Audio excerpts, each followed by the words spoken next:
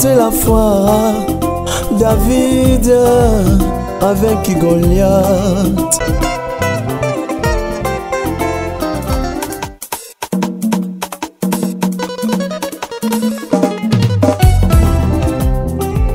À cause de la foi,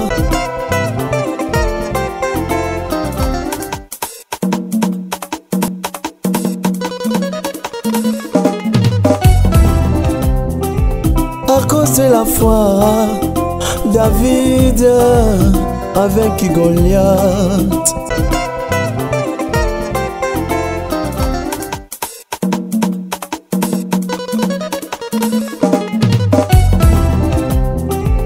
À cause de la foi, David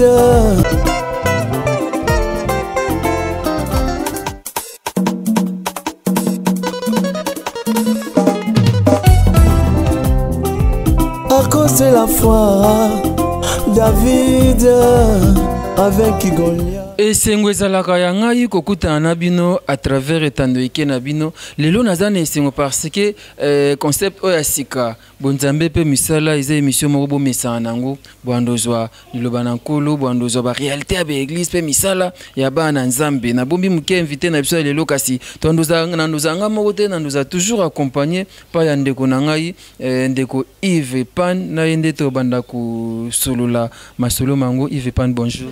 Bonjour mon ami, mon confrère Rabi Mavinga bien comme ma vie.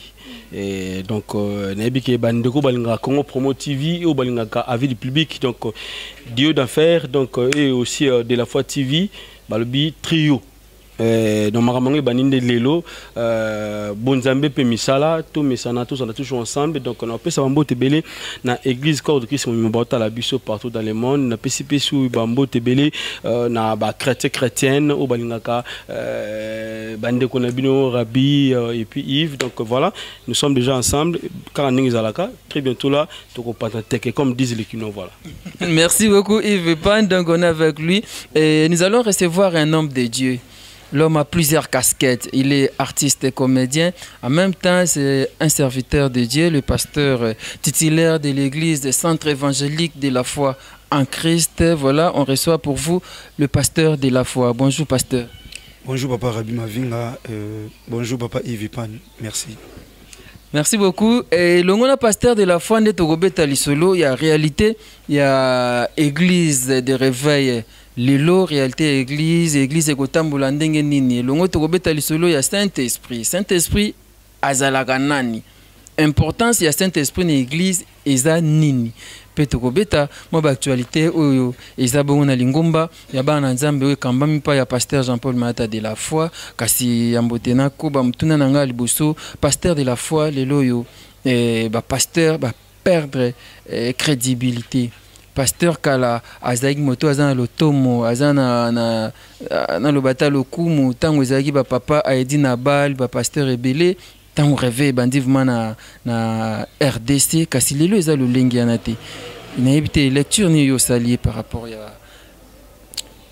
à merci papa Rabi. Je crois que le lobby c'est vrai mais koloba na église des réveils aujourd'hui c'est vrai mais na koloba ka ko na généralisant. Parce que nous ne sommes pas de l'église des réveils, nous sommes dans une grande communauté qui est la 37e communauté des assemblées de Dieu. Donc c'est là où tu es en Christ, et puis tu es le Lodobi, surtout à KDC, à AD. Mais constant, c'est vrai, papa Rabi Mavinga, ngana mituna motuna na loba, est-ce que papa peut to bakulutu na biso? Surtout le côté peut-être papa Edi Nabala, papa Nabison Kelani, papa Bele Bele Otoyebi, oyo ba kambi ba église kala kala mingi na mboka na biso. Surtout le bano bangote na tuna papa o balandi bangoto ba yaya na biso na musala nzambe. Soki ba pesa ki forme nini ya musali na nzambe. Parce que aujourd'hui biso to tomber ba victime. Pourquoi au monde on tambola même na nzela papa Rabi au monde batu balandi yo. Mukomsuto zana mwana nga David batu baye pena liboso voiture do pasteur de la foi l'équipe balandi mbangu na viré na kwa mo malembe baye liboso nga nazo kende kaka frère bisinga pertelema mais atango atemina liboso ba msu baye problème ni oh talaka pasteur libéré biso do lela ofonga est-ce que pasteur ba traiter ke penza boy na silika ki na biso bango mais non on dirait na zana problème na bino Nebi bongo ezana njili ngape na mona njili na zande kona bino mais non pesa bino lote atana non pia bino te parce que beaucoup brutaliser pasteur boete. Voyez donc aujourd'hui passer la comme le quoi muninga ya batu. Ya ngombe batu zo finga ba miibi tout ça et moi ba escroc ba salanza ba aventurier et moi ça me fait très mal. Je me suis dit so ezaki faculté ya otanga ndé batu kinaka ke c'était biblique et ezaki ba classe otangi mais ngana changer faculté. Mais le quoi so ba bengi yo eza lokola musalo ba imposer yo pa kolo ou apesa ko pema au ko résister. Donc papa Rabi nous dépensons pour l'œuvre de Dieu même l'église parce que autant sa église yebi. Donc il s'agit que maman bongo tu es d'abord le premier à osala on a nous yomoko parce que je ne peux pas me lever pour ne pas sabato pesa mboto salelo songolo songa mona salité. Mais ça batu musu ba moni batu ben église libanda a comme na mbongo tala boye boye. Donc non lo ba que nous ne sommes pas de ceux-là que Dieu a appelé pour toucher aux offrandes. Loin de là babiloko tali bambongo ya église so inza mapambolinga na musana nga privé papa Rabi papa Yves Rabi ah pasteur mais là ta kokal ça c'est pour moi mais mon église c'est pas pour moi c'est pour l'œuvre de Dieu et sont gérés par les fidèles mais le lo basala nza bazana crédibilité te miyibi luko sambongo baliara mabonza tout et tout je ne sais pas. C'est bon bonzambe pe misala toza Yves Pan question. Voilà, juste une question pour notre papa. Et tu as les cambos les chrétiens belé en Boka, surtout pour les Libanda. Occultisme koti, nakati, nailanga tata, bondoki. Misala est belé à mabé nakati. Bino basse n'azame bozolo banine. Et surtout les cambos payent une position des mains. Est-ce que autodélivrance c'est la raté il faut kaka ocha mutuluboko il faut mutamela maya munga il faut mutalia madesu pour kiabika to ba comme ça lelo na madesu na ba parfum ba monter na église ba jio ba teka 500 francs lelo ba sene nzami suba teka $10 donc so te au sombiango au meliango aux une bénédiction na moko oye moko ayebi oyozi voilà et de ce qu'on répondre par rapport à question na tuni les autres questions. Merci papa Yves na banal boso répondre na liboso yami baleza ki mamo imposition des mains yami balo lobaki sur occultisme occultisme si la nangote parce que ça branche moko boye ndeka na loba Bible zoloba y a rien de nouveau sous le soleil tout ce que nous voyons aujourd'hui donc existait déjà avant il y a un moni na sepela mingi na Salomon, roi Salomon, quelqu'un qui avait beaucoup de moyens, même domaine à bas, c'était Elo Moko a joué bas 700, balle officiellement 300 chéris, et enfin il a réalisé pour dire que vanité de vanité, tout est vanité. Cet homme a dit, il n'y a rien de nouveau sous le soleil. Il n'y a rien de nouveau. Dans le Bible, il un évangile, au monde a Moussa Azagi na esprit à Python. Il prêchait aussi, puis il a vu les hommes de Dieu, il a dit, oh, il a confirmé que non, il a un esprit saint. Parce qu'il a confirmé que ces gens-là sont des hommes de Dieu. Mais or, c'est un esprit de Python. Il y a aussi le commerce. Papa, mamolobi angwana ngai nazana ngaka muumbu. Donc, c'est-à-dire moi si on a zana batu bachaya tele mananzela bimsa masakoli pour azwa batu mbongo. Ya ngumuni ko basala nzai ba chassa ki cet esprit là bakanga ibaon. Donc pour dire que makambo wana ebandili lelo te muta koti na éloge a commis au salanzam a sali pe miracle o batu ba moni pesa miracle mais oye babango kaka na misala na bango Bible lobi c'est par l'arbre qu'on connaît le fruit c'est par le fruit qu'on connaît l'arbre so muta simbi manga oye bakaki uti na manga uti na mangier asimbi avoko bi ke uti na avocatier jamais muta ko na lipela ayebiso ke e uti na nzeta manga yami balé pour imposition de mes papa Yves imposer des mains c'est toute une doctrine ou un culte. Oui. Na kati ya Bible, muta ko biki sa batu na formule mon côté que yo po batu ba bika fo ba mela mai. Po batu ba bika o ba yepa na yo liboso fo ba sala biloko moko o mesana ko sala ngo c'est pas bien. Ce sont des choses qui sont témoignées que mutu wana azotambusa mana mulimo mo santuté parce que l'église est dirigée par le Saint-Esprit. Raison pour laquelle mon Christ a coûté un aveugle. Dans Jean chapitre 9, dans le premier verset, écoutez un aveugle. À Sarakini, Moussou a mis à Sali Potopoto aveugle né. Batou Alobi, ils ont mis à Tato Maman été. A mis hors village à Sali Dota Moutamoni. Moussou a Sali Potopoto, a Tchena Misso, a Bogi So, a Sali Potopoto. Maintenant, écoutez un Bartimé. Alors, on a Bartimé. Dans Marc chapitre 10, verset 46, Alobi na Bartimé. Que veux-tu que je te fasse? Bartimé Alobi, na mon alisous. alobi mona ta foi t'a sauvé. Donc ça dit Yesu Masiya zotali sabiso même cas mais guérison et d'une manière différente. So mosala nzambo ebisa na obota te tombola libumu zo mabele mona ochona libumu ya chaka mabele na libumu là et komi ba posa na ye. Et cet esprit quand le Saint-Esprit n'est pas dans l'église, mais je vous dis la vérité bien aimé, parce que mabe komi potolo babuso le temps où komi Christ revient bientôt. Il faut que l'église soit éclairée. Osomona parce que Christ reviendra. La Bible dit dans le livre d'Apocalypse chapitre 22 verset 11 à 13, il revient bientôt. Il est avec lui sa rétribution papa sa mout. C'est l'oba œuvre. Likamouté, c'est le soir qui confirme papa. C'est le soir. Obina moi, toko bano kuta na bana bakuta na classe ya. Bakuta na classe, bakuta na banzela, bana classe banzela moko. Mais pourquoi ne déterminer wapi ndako na bino? Ndako na bino eza. Donc imposition de main papa Yves, c'est pas bien que Moutounios, c'est pas bien que ça me fait imposition de main. Non, non, tu peux déclarer tout simplement au nom puissant de Jésus. Nous avons la puissance au nom de Jésus de Nazareth. C'est pas les mesco yebisa mosala nzambe o peut-être nzamba bengiye atikala kana bakuda na mabogote. Ce que pour na délivrance des alaté. Pour nzamba benga Moutounios. Abengi mosala nzambe moko bakata maboko na. Akata na maboko nzambe sko bengiye na mosala na ye. Siko yebisa ma. Monique combat aventure. Monique combat aventure papa Rabbi. Papa Yves, non, ça dit Christ nous a laissé seulement son nom et le Saint-Esprit dans l'église. Parce que la Bible dit ceci, Azoroba namukana Jean, Jean chapitre 14, chapitre 15, il a beaucoup parlé du Saint-Esprit. Il a dit le Saint-Esprit, il faut qu'il n'y ait que nous pour il vous enseignera. Vous rappellera même ce que moi je vous ai enseigné. Et cet esprit-là, le Saint-Esprit, comme c'est mon esprit, il me glorifiera.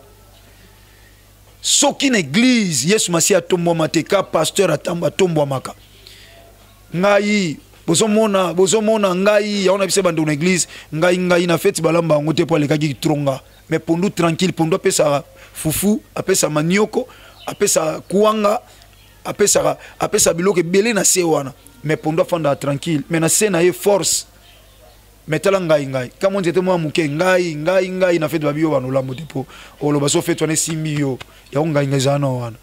Donc si un homme de Dieu a toujours nga so na chelo boko komona iso chelo boko mona yo anani. Voilà, donc imposition de me batu bandi mate ba nyoso batia ba maboko fo ondi ba musanza macholo bo fo beta dam na ye. Auto-délivrance. Dieu mon repère a commis sambe, il a pas trouvé solution par rapport à l'Ikambaza nango. To il faut kaka imposition. Bon Yesu Masiya tanga matina ba yekoli na likola ngomba. Atiki bango alobi veiller et prier. Ye mongo tu Yesu Masiya ye pas avancer. Fala tika bango ka wana. So na chebino maboko te bo mona clarité. Non, atika ki pe bango. Donc mutu promesani papa Yves mutu azala enseigner. Aye bandeni na ko sambela. Ba yekola Yesu Masiya balobi lakisa biso ko sambela ndenge Jean alakisa ki na ba disciple na ye. Yesu Masiya ibisi bango na mukanda na Matthieu chapitre 6 a commencé par le verset 9. Voici donc comment vous devrez prier. Après sa forme, mais alobate to sambela ngondengwana. Tata biso za likolo comme ikate alaisa na kata prière, il faut glorifier Nzambe. Après glorifier Nzambe, il faut senga bolimbis. Pardonne nos offenses comme nous pardonnons ceux qui nous ont offensés. Et puis tant on sengi bolimbis, au kumisi Nzambe sengi bolimbisi et en troisième milieu, au sali requête. Pesa biso lipa ya mokolo na mokolo. Et na suka au commissaire, c'est à toi qu'appartient la puissance, la reine, tout et tout dans les siècles et les siècles. Tant aussi ici opposé foi, au glorifié, na kondima que on a saigné na zui. Donc papa Yves Moutako au seigne lo panzambe a gozwa. Mais à condition aye bandeni ko au seigne là. Parce que ce cas enseigné te a au seigne na désordre. Raison pour laquelle Bible lobi bozo senga bozo zoate pour bozo senga mabe kapo posa na mine kokisa. Mais bozo yebate quelle est la volonté de Dieu. Alors quelle est la volonté de Dieu? La volonté de Dieu c'est sa parole. Si on a la volonté, il faut la connaissance à l'ilobanaï. Et l'ilobawana, il faut éclairer dans mon livre. Raison pour laquelle on a béni Moïse. Dans mon canal Exode chapitre 25, Azoé Bisaye Boyalobi, au sala tabernacle, on a moderne au Pesayo. Dans le lieu saint, au chat tabernacle, au chat table à proposition, liboso nango au chat chandelier. Chandelier, c'est la lumière, le Saint-Esprit, pour qu'éclairer l'hypaquet, la parole. Parce que Christ a dit, je suis le pain de vie. Donc, église, pour c'est pas important. Na bengi pasteur, na ngana zuete, na suki na pasteur, azaka canal, mais il ne peut pas agir pour la solution au problème. Ce qui nous a battu, voilà. Merci beaucoup, pasteur de la foi. Et ndenge lobaki bonzambe pe misala et isa concept ya sikabo mesana yango, c'est vrai par rapport à réalité to pe le lenge ya mangomba lelo mituna isa ebele. Makambo ba pasteur baza ba kiltiste bazo sala. Ya on peut ka to komona susu côté ba pasteur to kanza baza ba kiltiste te pas mingi. To koyeba bo solo yango ndenge nini. Kaka na bambuma na bango ndenge pasteur a yebisi biso. Yves Pan, je voudrais qu'on puisse parler des HPD. HPD to monyango na lingomba oyo pasteur la fois ozali ko kamba. D'abord elaxini. Oh, HPD za concession moko na salaki pour na ko abréger comment dirais-je activité moko to projet moko to za na une église et on to saki HPD. HPD ça qui veut dire achat parcelle pour Dieu. Et on a to bien HPD. Et achat parcelle pour Dieu ou annoncer yango, c'est-à-dire tu vas contribuer pour na ko somba lopango ya Nzambe. C'est ça. Et bato yango ezaka ba fidèle ya église ozokamba to pe mutu nyonso akokine ko contribuer. Nantolo ba tout à l'heure église fait tamusama na molimo mosantu. Toza ba umbu tant lo ba mosanza mbaza mo umbu papa Rabi ezalaka na ebite so basala nzambe so ba un esclave n'a rien à dire devant son maître. Soit bi ke na gauche ok na gauche na droite ok na droite. Nzamba ko ba no kende boy. Kotango zo kende bato ba beta maboko te mais ça tanote so kende kota maboko so landi kota maboko wana so lekika bato ba betu maboko ta okoma liboso omona bato ba ba mabanga mais pas nzamba komona bato ba beta maboko bazate mais soko afoncer okuta bato beti maboko pour la gloire de Dieu pour c'est un grand travail que tu as réalisé. Alors HPD eza pour na mutu nyonso eza par rapport à l'obanzam tanga mukana Exode chapitre bando balonda biso so bakota mukana nzambe en Exode chapitre 25 a commencé par les premiers versets. Dieu a appelé Moïse Nangomba Sinaï pendant 40 jours, 40 nuits, avec qu'un seul objectif, à Tongele tabernacle. Et il a dit ceci. La Bible dit, l'Éternel Dieu dit à Moïse, tu demanderas l'offrande à mon peuple pour moi, et tu la recevras, et vous les recevrez de tout homme qui la donnera de bon cœur. Vous la recevrez de tout homme qui donnera de bon cœur, de tout homme, de tout homme. Donc bando balanda biso mutu nyonso moni kama ngona zolo bakabwe izapena ndo muso mona soza mulimo nzambe te a moni bamiyibi boye boye. Bon ça fait très mal mais nous devons toujours faire notre solo ba nzamba zotina to sala. Nzamba futela te papa Rabi, ngana ko futela mais nzamba ko futela te. Ça je vous l'ai dit.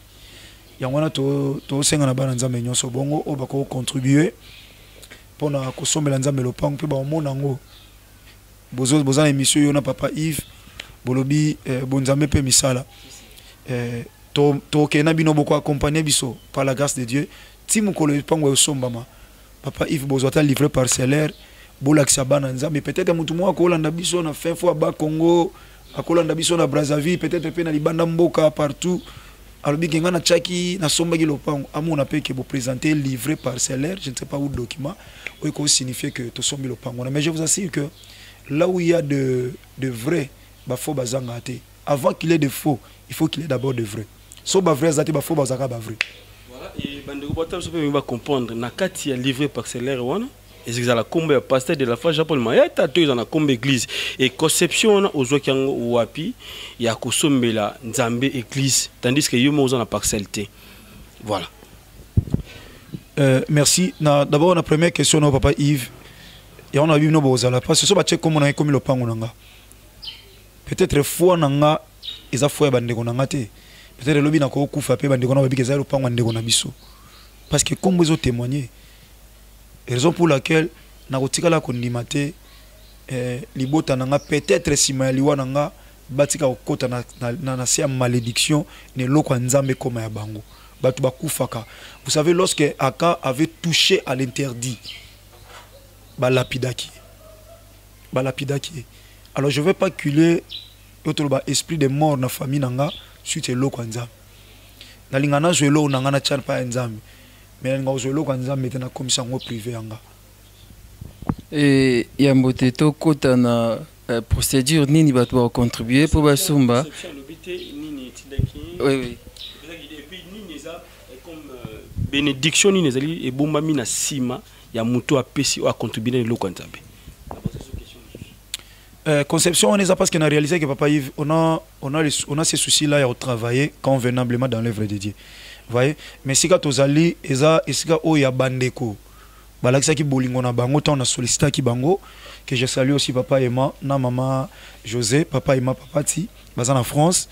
Tant on m'a passé une mission, ils avaient mon ya canal où est allé que c'est Dieu qui m'a envoyé. Nando quand on a l'église na lemba tout et tout, mais j'ai senti à moi na ke solana bango. Bango baza à l'étranger, nganaza a on a Congo. Tant on solo na bango, ba accepter sans problème.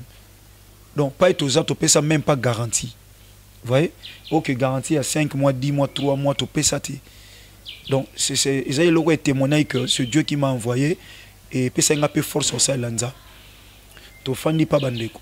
Ils ont salle de fête ou ils ont business à bandeko. Tu as 3 jours par semaine, lundi, mercredi, na dimanche. Ceux qui t'ont débordé, là, tu as quand même compris. Si tu vivre le quoi à battre, on a ce que c'est un fond solo là, bango, papa, tu as mon colomo comme maman, tu as mon colomo, tu as bag sambongo, tu as payé sa boy. Vous voyez, parce qu'ils ont business. Amortissement, ça, les salamaka, amortissement, il y a un groupe électrogène, on est salamaka. Donc, bref, koloba que, tu as une conception parce qu'il y a des gens qui ont la difficulté de faire une semaine, il y a un séminaire, n'a pourquoi, passe. Veiller tous en difficulté.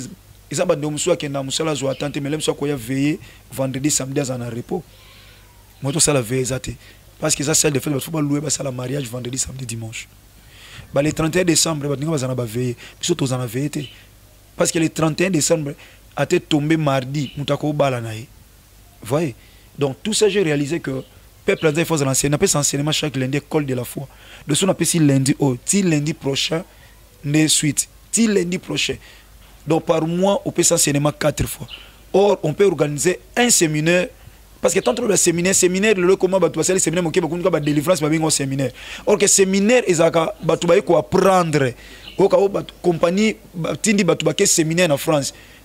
Baké kunante pour baké ko sala sa, baké yé ko la pour ma technologie si en entreprise. C'est quoi séminaire, tu auras difficulté au salango. Je vous assure, même ba colossal ba lobby na lelo. Papa, au cause une semaine au séminaire, tu peux sur un obo, parce qu'ils ont lié à business. Franchement, je vous le dis. D'où l'église doit comprendre que nous sommes appelés à couper Sambongo dans l'église. Et l'homme sur le bac, papa Yves, je ne sais pas rapidement. Bénédiction est aboyée. Parce que Moutumote a Chambo na Moussalanza Massoufra. Dans le Proverbe chapitre 11, verset 24. La Bible dit ceci: celui qui donne libéralement devient riche. Mais celui qui épargne annexé ne fait que s'appauvrir. Au son monde dans Luc chapitre 7, en commençant par le premier verset, au Mona, ils ont un païen, un témoin un païen, un centenaire de soldat. A tongé l'anza mendaku, même le serviteur na belaki, talasco ba retomber ya bolam. Tant mosali na belaki, ba keko yebisaye, a yebisaye sumasi a serviteur nanga a obela. Yoka ba ancien des Juifs, il mérite que tu lui accordes cela parce que lui qui a bâti notre synagogue.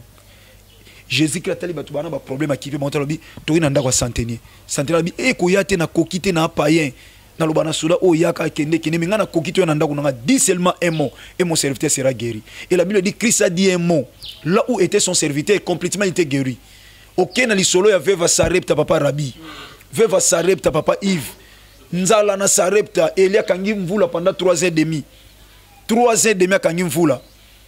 Nzamba ebise Eli kende na Torah kerit ma ekanga mikoroba na otika lipa na musu na pona chaque tongo pourquoi mais atindi nzamba lobi nazana mutu moko veuve moko na poni na sarepta kende nazola ko ba retomber papa que moi nzamba on comprendre ceux qui ba pesa ba mbongo ba e ba ventire salama.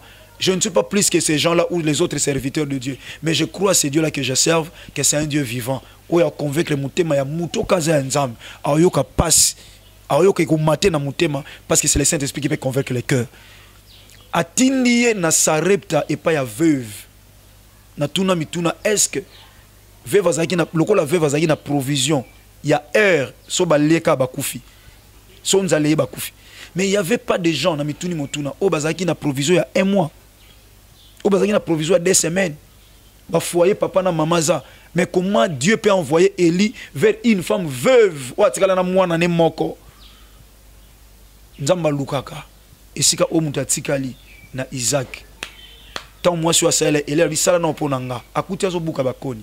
Tango apesi Bible lobi farine moi sur na mafuta. Omoni ba retombo tuninga ekoma kebele. Et bande kwa moi sur wana ba ko bika na sima na ye. Ozola na papa Yves. Donc na osomela nzambe lopango to kotongela nzambe mutu musa ko longa pe na blocage. Ndeti bande ko bazana étranger biso mukande za la te. Osala na mukanda mutu le biso maladie compliquée yo moko somela nzambe lopango na problème osana ngoko obima. Donc la première des choses papa Rabi faut osala nan. Yango mona so na bando fongolo ba retombo mona keze belé. Abraham basenga ke Isaac. Bon réalisant ngote lokola Isaac ka bazui Isaac boté.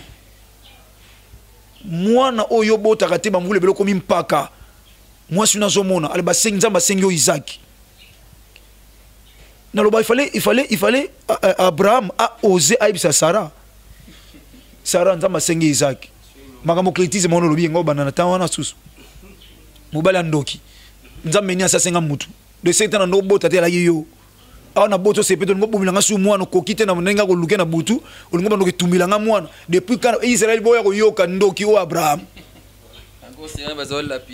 yango siko moni na isa mona nzai mwazola na biso quand vous voulez donner quelque chose à Dieu ndeto to bamba soma lopango makamso eza so tali so na yebisi muto et aussi mbate na sala pour ya vivre ka gloire en nzambe fais ça azwa pena Isaac a OK nae a komi na musika tali montagne Isaac atunie papa na moni moto na bakoni nyama za wapi okobanda olelo zongi raison pour laquelle Dieu dit oya zolona na olela abuka na isa ok tango Abraham azomata na bena mwana nzamba zokitsa belie so ndeko mwa ozoka oya za nango azomata nango pona osombela nzambe lopango na CFC nzamba okitile belie belie ekoza mbongo ekoza la vie chrétienne moko assise ekoza la paix biloko mukilo ya siècle présent libala tout et tout ekoza la paix vie éternelle fonga melio oya zolona na kolela akubuka na esengo. J'ai retenu cette phrase et nalingaki to fandamo muke na achat parcelle pour Dieu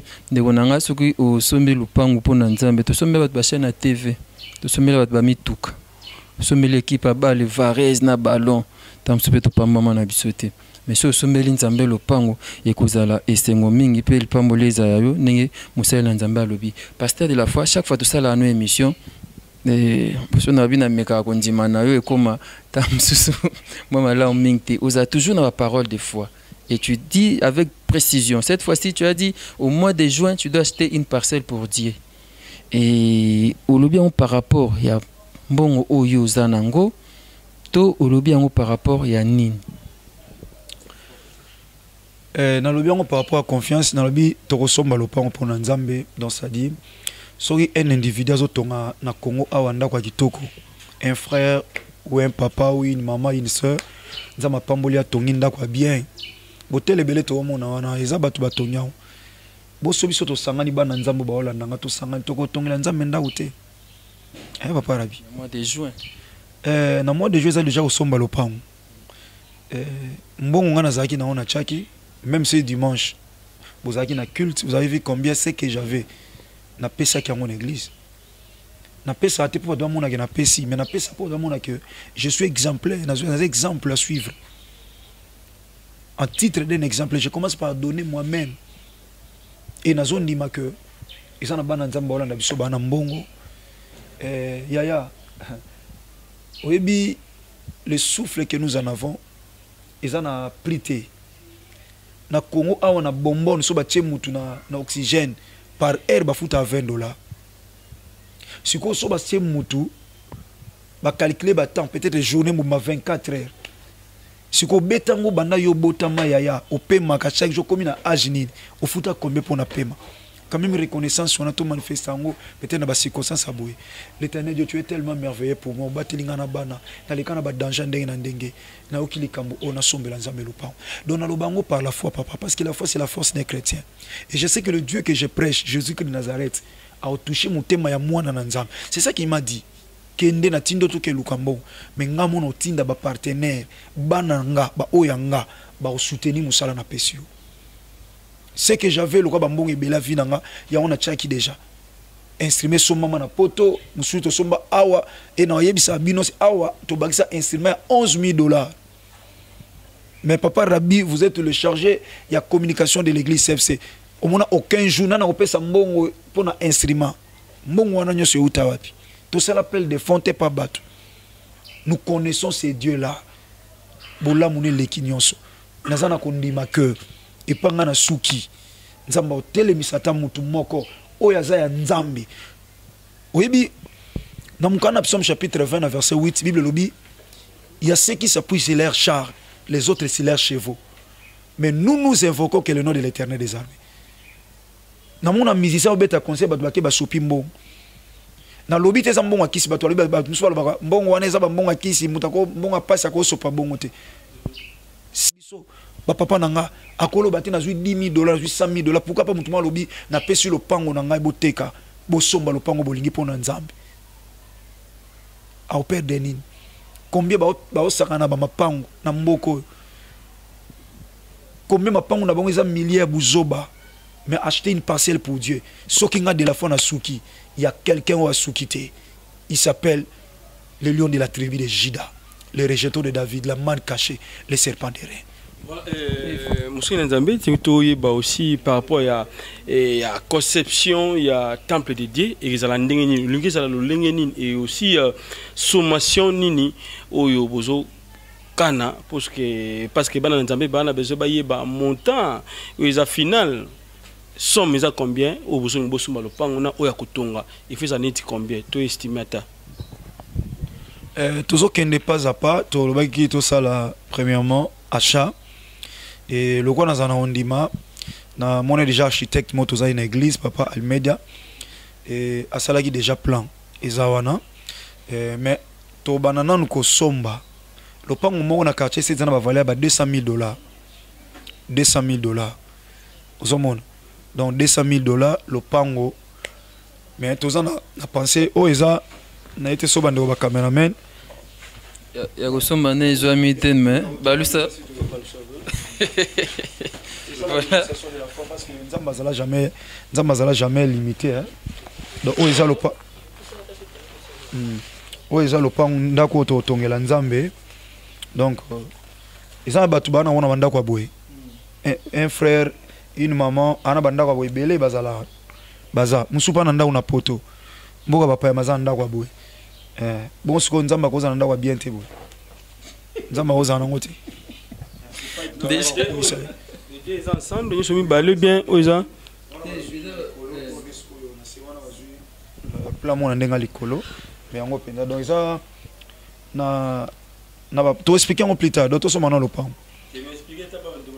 comprendre malgré ingénieur tout ça pasteur mais moi conception tout ça moi idée ingénieur il y a la foi voilà il y a la foi donc voilà il y a gondiment parce que on est ah on est d'abord permanence c'est ça na C permanence c'est ça na C balier de retraite donc tu vas ensemble le quoi cave tu vas ensemble là et ko déranger te ba misu ba ko za na chaudière na C mais activité zo le kalikolo makele la bentesa ba tu ba yo kate et kuna tu en a 3 salle mon ko pour na retraite ba maman. Ils ont dit que les frères et les sœurs sont en retraite. Les sœurs sont libres, les frères sont dans la salle. Et puis, tous dans la salle, ils ont mixé pour la prière.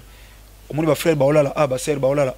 Mais à un moment de prière, ils sont dans la salle pour la prière. Si la prière est la prière est 3 heures. Il faut que les sœurs soient dans la salle, les frères soient dans la salle. Ils sont dans la place de handicapés, ils sont dans le vélo. Balandi culte te sili bazape na station hygiénique na bango pas ba grader zate ba kokota eza penza bien mingi eza bien concession le reste to expliquer même ingénieur na mission na bino architecte s'il vous plaît ako expliquer tant to kota na profondeur mais souci za moko que même bana nzambe ba Holanda biso o bazoloba na opesa ngana obondela bango so molimo santa osunga bomba pesa plus vite et aux amalami pourquoi parce que architecte à lobby soit somi na 6e mois te tous en a difficulté soit somi na 8e mois 9e mois pour akwa kotonga parce que la première des choses il faut basa la cave alors ndeba otimo la wana il faut ça la na mois de juin pardon juillet na saison sèche parce que ba otimo la na saison de pluie te encore un problème Mais le problème arrive, mais le problème n'est pas un problème. Le problème, c'est de chercher la solution pour ces problèmes. Et la solution, c'est Jésus-Christ de Nazareth. C'est-à-dire, lorsque vous achetez au mois de juin, il faut commencer aussi à construire déjà au mois de juin. Donc, tout banana nous na cave, basili sina nous ana po likolo to kocha même charpente métallique, tozo sambela mais bazo tonga. Pour moi, on peut sa disposition. Charpente élaborée permettre biso to banoko avancer malem. Alors, il y a un ce qu'on moni bo sos qu'on a seno basalité. Soto jouer sika. To kenena nous ten. To somme le pango soto somme en retard. To kenete. Donc comme ti année prochaine. Na saison sèche, basali wana après to eko kota. Raison pour laquelle on senga bana nzam. De tout mon cœur, oh na lela na mutema. Je le dis son azali na le pango atana valeur à 100 000. Le Seigneur me voit nzam on a tellement le bosso peuple na ye. Na ngana te kango. Oko imaginer na comité na niveau na benga grande sœur na ngaya odeti. Na bengi odeti la fona biya. Est-ce qu'il y a pas moyen ko defa mbongo na banque? Mais le coup la foi n'a pas pesa foi ya te. Il y a lobby comme ça na tala no ba paramètres ngo. Mais na omona ka ke umla si c'était et loko yanga nazaki nango. Na bimisa mbongo na nganyo nazala na compte na banque nazala invitation na ke hotel pas passer Timothée mutombo fana te en église na bango na Dieu vivant. Il faut na ke hotel yakuna. Mais là, on est na parce que nous avons un extrait bancaire, nous avons un compte bancaire, parce que tout ce que j'avais comme l'argent, on peut permettre à la banque de payer un extrait bancaire, il y a un bimisaka, na kota na musala nzambe ko soma ba instrument tout et tout ko banda mambo basal tout et tout débit à église ko soma ba bilamba pona ba musala musala ba protocole tout et tout ko tinda mambo na Angola tout ça na kena côté até alors pour nous en elo côté on a senga papa son na moyen mais le peut-être ngana senga té. J'aime ces dieux-là. Ma vie, c'est Jésus qui Nazareth. Il y a un bon de la commence à la biso. Ceux qui ont na zolo, ben outil pas un ensemble. Au senti qui m'y a été na monté manon na zolo ba. Au senti la ngolo la dérangement. Et c'est alors que vous allez comprendre que ça vient de Jésus qui Nazareth. Où il y a matin et koulou ça peut sa valeur na ngomba Golgotha. Pendant que Moïse a valorisé qui ngomba Sinaï. Golgotha est négligé, mais lorsque Christ était venu, il a valorisé la mort de Golgotha. Il peut te valoriser aussi, il peut valoriser ta famille, il peut s'intégrer dans tes problèmes. Après sa solution à problème na bino. Tu sais qu'on l'exemple le pas on zamba opambo la bino. Eh bien voilà, ndé na loba ito sombe batu mituka, to sombe batu ba chaîne à télévision, to sombe la batu to dépenser na ba boîte. Na ba concert pe tam souper ça le logoté et pasteur to posséder ndenge nini ndeko Atlandi alinga contribuer à sombela nzambe pe lopango to ko posséder ndenge nini po mbongo ekomela to soki numéro moko wana eza epaya na ngai odette de la foi ata bato balanda ba prédication na biso na de la foi TV ba mona tozocha cash moko wana ya compte bancaire ton numéro de téléphone pour un virement bancaire on a bakobe ngayo dette de la foi ma grande sœur qui a aussi ces soucis là à soutenir musala nzambe ya yo asunganga na ba prière pe à contribuer pour un avancement ya œuvre nzambe donc numéro yo dette ça wana so ba bengi apesi bango compte bancaire et puis ba sali virement mais pour un transfert bakoki ko benga ngai moko le ko sunga bisa misa numéro moto zu awa il y a 6 mususu wana à part 94 wana numéro mususu wana eza numéro wana na salle na ziongo spécialement pour na bandeko bako benga pour na achat parcelle pour Dieu donc pour na ko somba nzambe lopango so bengi numéro wana ozwanga na osambela pe pour na yo eza numéro moko na salle ngo spécialement pour na opération achat parcelle pour Dieu HPD. Donc, là, le temps qu'on nous apporte ces numéros, je voudrais dire, n'hésite pas, toi qui attends cette voix qui te dit d'acheter, de contribuer pour acheter une parcelle pour Dieu, il ne faut pas hésiter. Cette voix-là te dit, c'est une bonne voix, c'est la voix du Saint-Esprit et c'est une bénédiction pour toi. Profite de cette occasion et il faut saisir cette opportunité pour avoir une bénédiction. Achetons une parcelle pour Dieu. Nzambe aza locataire te afutela rate ndenge pasteur azoloba Nzambe et sengel azane sika oyaye na azana lopango oyaye. Le numéro est arrivé. Merci papa Rabi. Donc bande onyon so bolingi bo contribuer s'il vous plaît. So senti na mutema non n'hésitez pas. Bible lobby ce que tu peux faire aujourd'hui comme mango lobité. On n'achète pas une parcelle pour parcelle de la foi. Non yaya. Cette parcelle sera achetée pour Dieu. Tolingi 6 mois de juin to somba. Soko tout ami benga na numéro oyo pour opérer sa contribution. Même tu fais un SMS na omona. Numéro ezali plus 243 89 10 200 10 lisou na suka plus 243 89 10 200 au commis 200 au commis sous 10 à la fin des bengi numéro est facile plus 243 89 10 200 200 200 et puis 10 encore à la fin so bengi pour un achat parcelle spécialement et moi je vais déclarer à ces dieux là Zamboyo atambulana bato ba veva sarepta atambulana ba femme il y a cinéma moi c'est une femme synamite moi ça ville à cinéma au po bimisa ki atonginda ko étage pour mosa nzambe kuta fanda azwa mwana yo penzamba ko talikamuna yo je sers le vrai Dieu qui est Jésus de Nazareth ou matane kulus Yohana maïté mafuta te singate mais le nom puissant de Jésus de Nazareth ou akota likamwa centenier akota likamuna yo papa nanga mama nanga na komba Yesu Masia Nazareth.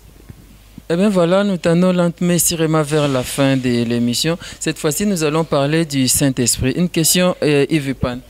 Voilà, monsieur Nzambi, Saint-Esprit, est-ce que Aza Moutou, Aza Molimo de Tolobaka, aussi Nakati? Hein, voilà, donc je disais que Saint-Esprit, Eza Molimo Tuza Moutou. Et puis Moussala Saint-Esprit, na Bishoba chrétien, Eza Kanini. Eh bien voilà. Papa Yves Nansen, une émission pour parler sur le Saint-Esprit, les Botanzam et Sungama. Ils sont tellement large. L'on a retenu les que Molimo Santo Azamutu. Il n'y a qu'un seul Dieu. On n'a pas deux dieux. On n'a qu'un seul Dieu, mais qui se manifeste à trois personnes. Dieu le Père pour la création, Dieu le Fils pour les rédemptions et Dieu le Saint-Esprit pour la restauration. Donc Molimo Santo Azamutu. Azanzambi on moni bato belé bazan non enseigné au mon appelle musala nzamba zoloba molimo mo santu tangu e yaki or tangu yo papa Yves voyez pas nanga jamais no loba tozaki na Yves e yaki awa au silika donc on chosifié yo le Saint-Esprit n'est pas une chose, c'est une personne en Dieu. Tu me bien goto elimo mi suis pe limo ozomona donc azamutu molimo mo santu. Donc, juste au sein de l'émission, on a une appellation qui s'appelle l'Esprit de Jésus-Christ de Nazareth. Par preuve, au monde qu'il n'y a qu'un seul Dieu qui se manifeste à trois personnes, au commencement, la terre était informée et vide. Mais la Bible dit ceci, mais l'Esprit s'est mouvé au-dessus des eaux. Donc, avant Moukile Salama, le Saint-Esprit était là. S'il faut qu'on vous pose la question, avant Moukile Salama, Nazalaki. Donc, pour dire que, pour comprendre que l'Éternel Dieu s'est manifesté en trois personnes. C'est quoi on a pour nous confirmer que le Saint-Esprit est Dieu. Et pour nous confirmer que Jésus-Christ est Dieu aussi. Pour toute sa Trinité, on a au monde dans Jean chapitre 17. Souvent dans le premier verset, au moment où Jésus m'a dit le rapport semi-final avant matana croix. Alors oui tata, je te rends grâce de ce que j'ai perdu. Personne n'a oignon sur PCNga, sauf moi dans les bébés.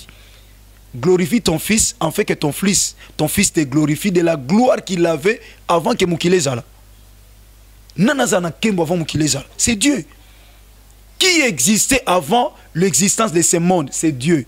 Et Christ s'est pointé en disant qu'il est Dieu. Son nom fongolo makasi au monde dans Jean chapitre 5, chapitre 6, chapitre 7, quelque part ici on bino bondi mangate bondi Mose, mais Moïse a commandé tina na babitando kyo démon. Donc aussi 50 ans aux oloba Moïse ayebio mais quelque part c'est batuni alobi esengeli na kende po na tinde la bino mosungi molimo santo mais quelque part alobi ni molimo mo santo o tata ko tinda na kombo nanga est-ce qu'il y a distraction toni pour alobi sengeli na kende pe na tinde po na tinda bino mosungi molimo mo santo mais quelque part ke lo balisusu alobi non esengeli na kende esengeli papa molimo mo santo o papa ko tinde la bino na kombo nanga azokima ermo lokola fils mais ermo se pointé kana na nzambe donc molimo santo azana place moko capitale na quatre église c'est le Saint-Esprit qui conduit l'église sur le Saint-Esprit lali église est lali musala nzamba otamu sa église na posa na ye otamu sa nzamba église on moni ba misusu moni molimo santo akoma mwasi na ye omoni mama wana longola ye ngana lingo moni soutenir église moi passer la benction na bureau omoni yo comportement na yo nazo sepela na ngote au pemi na 3 semaines donc ma passer la comme Saint-Esprit mo diriger église. prochainement par rapport à la place du Saint-Esprit, utilité à Saint-Esprit au sein de l'église Corps du Christ. Très prochainement, il veut pas parce qu'on me fait signe que tu commences à émission pour un monde de Molimo Santo Yaka, Molimo Santo, ou à peine l'église va Toki. Molimo Santo ya sauté. Avant nous, parce qu'on a vu au sol, dans l'Ancien Testament, le Saint-Esprit était d'une manière superficielle. Donc, ceux qui ont péché Moussalo Sala, a péché Molimo Santo. Ceux qui Sili Azongi. Il y a un moment, la Bible dit au commencement, la terre était informée et vide, et l'Esprit s'est mouvé, parce qu'il n'a trouvé pas, à trouvé place à Ochama Koloté, dans l'Ancien Testament. Il y a un moment, même, prochainement, Moïse, après le déluge, Noé a lâché Colombe pour la première fois. Colombe a mis place dans Zongaki. Non, fond, prochainement, il y a l'homme que Molimo Santo, depuis le jour de la Pentecôte, dans Actes des Apôtres, chapitre 2, à Zongali Souté. Baba dans chapitre 1, depuis Akita, Afana Mitema, so sali les soum à l'Alikak, mais so reconnaître le symbolisme à Zongi. Même Bayem, Batika distraction. Molimo Santo, Ayandeni, ça, Bamsupe, Molimo, Ekita, Ayemi Onanzembo, Ekita te, Esalate, Asala. Très prochainement. Papa, une dernière question pour que tu sais nayo. Tu na kati pour na kotanga la Bible. Est-ce que c'est une révélation il faut ça ou bien parce que tout le monde a mutu a compréhension na yé mutu a na idée par rapport à verset biblique mo watangi. Est-ce que c'est une révélation fait ça la temps la Bible? Vite avant la Bible. Une question très pertinente. Au moins, Bible, on a une doctrine, mais la Bible. Bible est encore écriture. La force de la parole, la force qui y a écriture, c'est la révélation. Pour ceux qui mais si tu as au Québec Église, pour nous taper ça, tu fais lire mon canal Jean chapitre 3 verset 16. On a les manoutes. On a un bis. On a un bis. Ok, na autre. Mais tu as la poigne. Pour n'engue mon style ensemble on a téli. N'engue mon soir au théâtre. Bible comme le quoi si on m'y engage dans son hôtel dans Bible est lengue. Il y a une Bible on y ensemble basé sur Moïse na lié saint au chat table la proposition et ça la pambaté. Tcha chandelier. Le chandelier c'est le Saint-Esprit. Le table de proposition, mais ça m'a pas c'est la parole. Alors la parole doit être éclairée pour battre la révélation. La révélation de la parole nous éclaire, mais les écritures celles tuent. Je te souhaite au fond là papa. Prochainement, Yves, vraiment on est à la fin de notre entretien. Bonzambe P Misala, pasteur, je ne sais pas un mot peut-être par rapport à l'émission. Je remercie d'abord Nzambe Tata pour l'opportunité de participer à l'émission. Merci Nayo Papa Rabi Mavinga, merci Nanderonanga Yves Pan. Je encourage Bino, Bino parce qu'il y a des gens qui sont partout à travers le monde. On a toujours de bons témoignages. Je sais que vous avez battu Bozang na Bino Bafortité. Mais Nzamba batte la Bino, Botika na même ligne wana. Il y a aussi Nzambe, il y a Kosala Moussa na Bino Ndenge Sengeli. Et merci Mina Papa Raïs Kangi, merci Penandeko Bogos Anderson, merci Namandeonyo Sobalandi Pebiso. Et nous avons profité que Papa Rafingindu Mbote, Papa Rafingindu Nzama Pambolo. Et ma condoléance est belle, Nandeko Nangai, mon frère Dide Masuki. Ma condoléance est belle parce que ton père de grande sœur Nabiso, tu as na matanga, pour toi au Kabula, Lisanga Mawa. Parce que c'est dans les malais qu'on connaît des bons amis. Alors pour nous ça naibisi bandonyo so merci bolandi biso nzamba pambola bino selmelo na sengi yaya to sombela nzambe lopango pa makamwe kangama nzamba fungola numéro na senga bandeko Raïs na ndeko Bogos so ba afficher numéro on a lobby plus 243 89 10 200 na 10 à la fin plus 243 89 200 10 na suka donc 89 10 210 na suka so bengi pona HPD na numéro wana et vous allez pamboli enga nzamba bomo ino belela a pambola na aussi la appel na bino pour la contribution na bino HPD et bo témoigner nzambe obiso to lekisa ba témoignage to lobato panza sang que le bon Dieu vous bénisse au nom de Jésus-Christ de Nazareth. Merci beaucoup l'homme de Dieu pour avoir répondu à notre invitation et Yves Pan. Voilà, merci. Donc, on a pu se faire un peu surtout pour la biso, surtout on a pu se confiance parce qu'il peut temps, il y a côté idée, il y a côté ça m'a participer mémoire na bango, peut temps na bango. Bon, la émission na bien au Bonzambe pe misala, voilà. Et tout le temps prochainement avec un nouveau numéro et pas y va plutôt y a Mbappé moko kaka y a bana na Nzambe na kati ya et tonga na Nzambe, voilà. Donc merci na pesi merci na papa na biso Jean-Paul Mayata, passé de la fin na pesi biso temps et puis confiance comme invité Nabiso. En tout cas merci papa, tous les bénédictions Nabiso déjà ensemble dans 4 émissions biso peut tous en péter pour que tu contribues à ta mandambo tous en malgré moi nous allons pas si haut tout singa ba bien aussi pas mandia mais tu contribuer à mandam. Merci aussi à toi mon ami mon confrère Rabi Mavinga ma vie. Merci. Merci beaucoup Yves Pan. Quant à moi, je dis merci à Bogo Sanderson, ici à Raïs Kangi, là j'ai pas oublié, les jeunes rois David Kibanta. Merci beaucoup à vous tous qui nous avez suivis, les chefs de notre plateau, Glody Gonda et les frères Glody, merci à toi aussi, merci à tout le monde. Et c'était donc là l'émission Bonzambe P Misala. Si vous avez aimé, appelez-nous, faites vos critiques, faites vos remarques, on est là pour vous. Et très bientôt un nouveau numéro encore des Bonzambe P Misala. Merci Bomesana Mesana déjà, merci vraiment la bienvenue. Merci à l'homme de Dieu et merci à vous tous. Ceux qui s'appellent ici Bino Bo Chata commentaire. On se retrouve très prochainement. Merci Yves. Merci. Bye bye.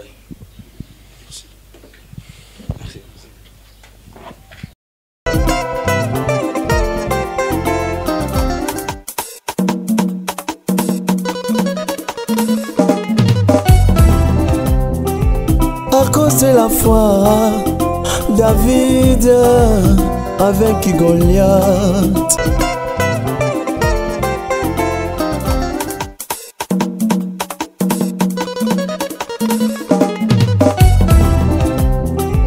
À cause de la foi,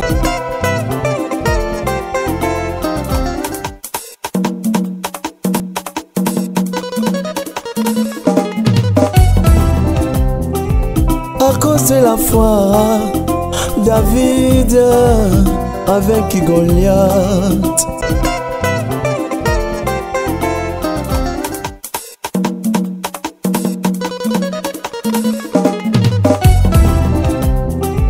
À cause de la foi, David